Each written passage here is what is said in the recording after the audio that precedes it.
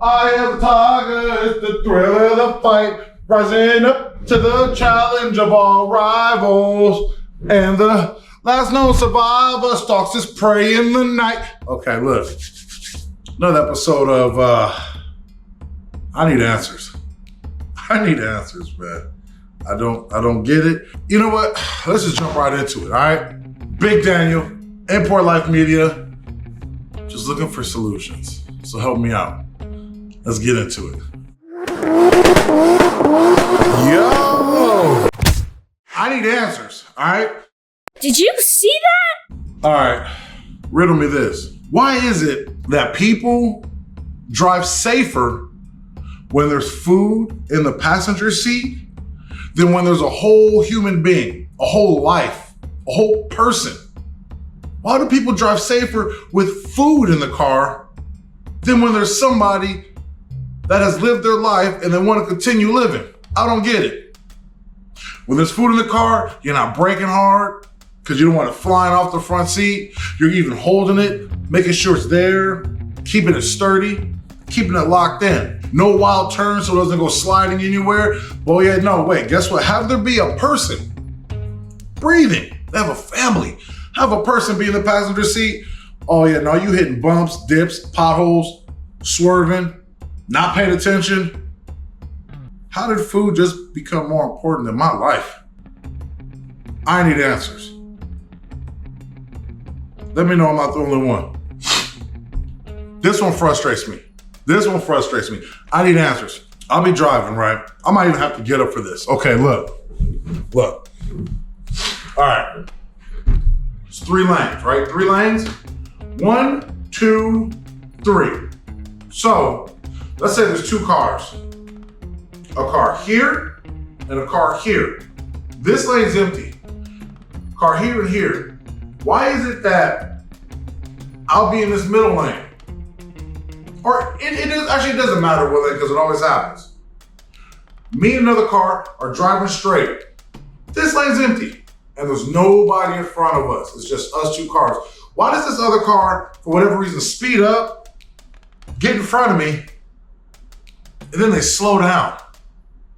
Number one, there was nobody in front of you to try to get by, so why'd you hop in my lane? And then once you hopped in my lane, why are you going slow? Which therefore, I'm gonna have to switch lanes, speed up, and of course, as I speed up past you, you know what we gotta do. Always gotta look at them. Let them know that they're stupid. I need answers.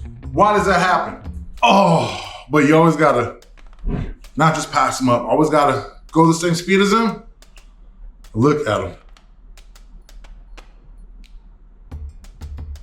And then keep it moving. I don't know. All right, whatever. Why is it that you fill up your gas tank, it's full, and it feels good?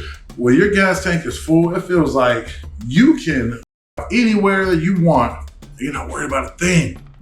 I got gas. I can get there and back. But here's my question. When your gas tank is full, you could drive all around the world and it barely even budges. Barely, it goes from F, from full, to just barely even down. But why is it that when you start hitting at like a quarter tank or just beneath, you could drive down the street, sneeze, and then all of a sudden that gas light comes on? It can't be my imagination, y'all, because I swear it happens every time. Can anybody explain that? It's getting a little worked up. You know what I mean? I was me talking about it getting me a little sweaty. You know what I mean? All right. Why is it when you go to a shop to get something fixed, to get something done, you give them the information about your car, but you're going to be paying for the service? That's the whole point of the business. Everybody hates to have their cars in and out the shop, but you're paying for their service to fix it. But here's my question. Why is it when you go in there, even though you're gonna be paying it, your money's good, you give them the make and model, year of your car, whatever it is. But with certain vehicles, if they think it's a headache or it's too much of a struggle because, okay, in order to get to the water pump, we gotta remove this. Oh, power steering, oh yeah, but whatever it may be going on with your engine or even with your car, why is it that if the job is too hard, instead of you paying them for that hard job, they just say, yeah, no, we're not gonna work on it. So now it's like, if I'm paying you to do this, why are you guys choosing not to? And now you want me to go to another shop to get it done? Isn't this the reason why you guys work on cars? Everything's not always gonna be easy. It might be a little headache, but you have specialists. You guys are mechanics. You guys have all the right tools. Just get it done. And yeah, you know what? You might tax me on it crazy, but I'm paying you for that. Why is that? I need answers. I don't know. I guess I just might be nitpicking, but I see that as a problem. Last question. I need answers.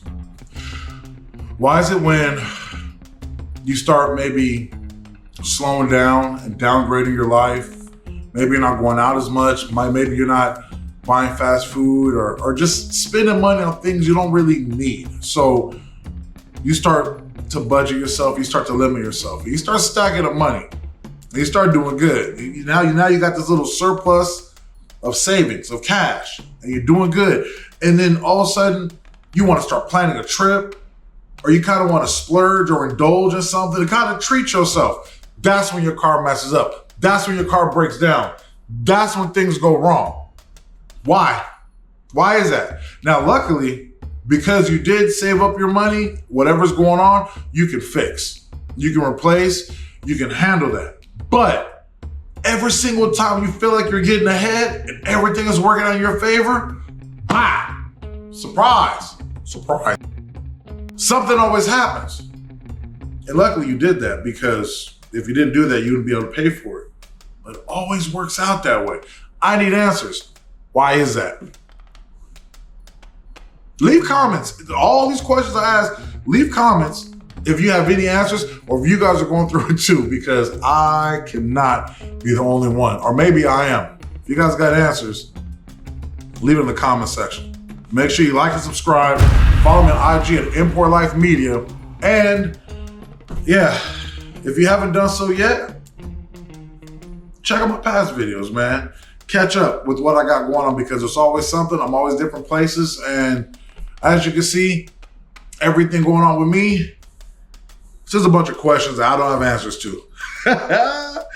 All right, y'all. I appreciate you guys tuning to this episode. Thank you for support, and watch what I'll bring you next. Bye.